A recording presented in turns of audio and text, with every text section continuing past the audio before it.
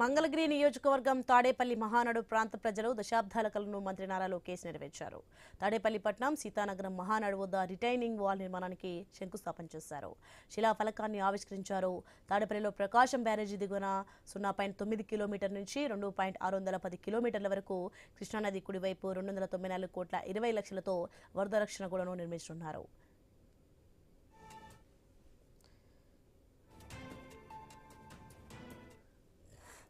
ఎన్నికల సమయంలో ఇచ్చిన హామీని మంత్రి లోకేష్ నిలబెట్టుకున్నారు.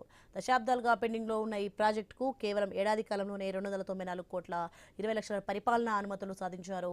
టెండర్ ప్రక్రియను కూడా పూర్తి చేశారు.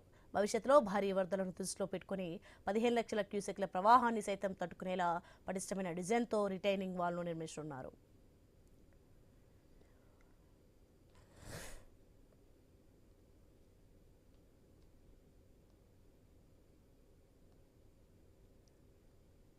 ఇక కేవలం సాధారణ గోడ కాకుండా భూమి లోపల 26 నుంచి 38 మీటర్ల లోతు వరకు 1920 ఫైల్స్ వేసి ఫైల్ డ్రాఫ్ట్ సాంకేతికతతో భూకంపాలను నీటి ఉధృతిని తట్టుకునేలా నిర్మిస్తున్నారు. రిటైనింగ్ వాల్ నిర్మాణం పూర్తయితే సుందరయ్య నగర్, మహానాడు కాలనీ వంటి లోతట్టు ప్రాంతాల్లో నివసించే దాదాపు 50,000 మంది ప్రజలు వరద భయం నుంచి శాశ్వతంగా విముక్తి పొందుతారు. అమరావతి రాజధాని పరిధిలోని కీలక ప్రాంతాలకు జాతీయ రహదారి 65కు రక్షణగా రిటైనింగ్ వాల్ నిలవనుంది.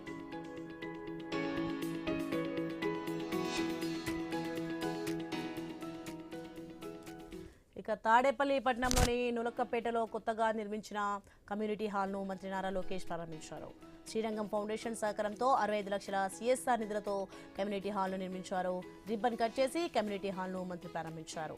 ఈ సందర్భంగా సర్వమత ప్రార్థనలు నిర్వహించారు.